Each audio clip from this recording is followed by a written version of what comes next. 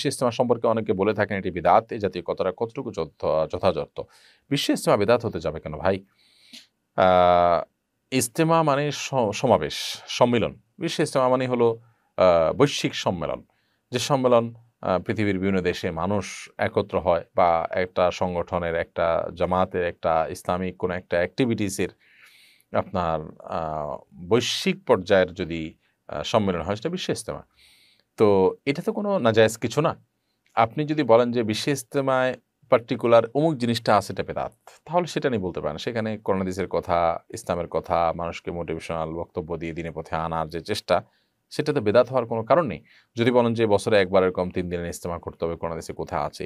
তো এটা তো বেদাত না, বেদাতের সংজ্ঞা সম্পর্কে আমাদের জানা হয়নি। তাহলে যদি কেউ বলে থাকেন এরকম তাহলে।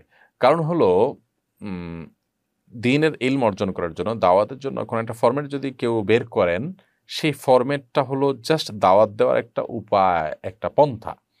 যেমন আমি কোরআন পাঠ করার জন্য কাগজের কোরআন ছাপিয়ে নিয়েছি। এটা একটা পন্থা মাত্র। এটা এটা কিন্তু আ এবাদতের মধ্যে কোনো বৃদ্ধি না। জাস্ট এবাদত করতে সহায়ক হয় সেরকম কিছু আমি করলাম। আমরা যে রেহাল ব্যবহার করি, কোরআন হাদিসে কি আছে? নাই। আমরা যে আলেম হওয়ার জন্য ১০ বছর ১২ বছরের কোর্সের কথা বলি, কোরআন হাদিসে কি এভাবে কোনো বছর ভিত্তিক কোর্সের কথা বলা আছে? নাই। তার মানে কি এগুলো সব বেদাত? বেদাত না। বেদাত হবে তখন যখন ইবাদতের পদ্ধতির মধ্যে, ইবাদতের প্রক্রিয়ার মধ্যে, পরিমাণের মধ্যে আমরা কোনো প্রকার সংযোজন বিয়োজন করব তখন। বিধায় বিশেষ ইজতেমা এরকম আরো দিনই বিভিন্ন প্রোগ্রাম আছে। আমরা অনেকে এই যে সাপ্তাহিক আমরা লাইভ অনুষ্ঠান করি, তাহলে কি এটাকে বেদাত বলবেন? কোনো আলেম তো এটাকে বেদাত বলেন না। বিধায় এটা বেদাতের সংজ্ঞা না বোঝার কারণে অনেকে বলে থাকেন।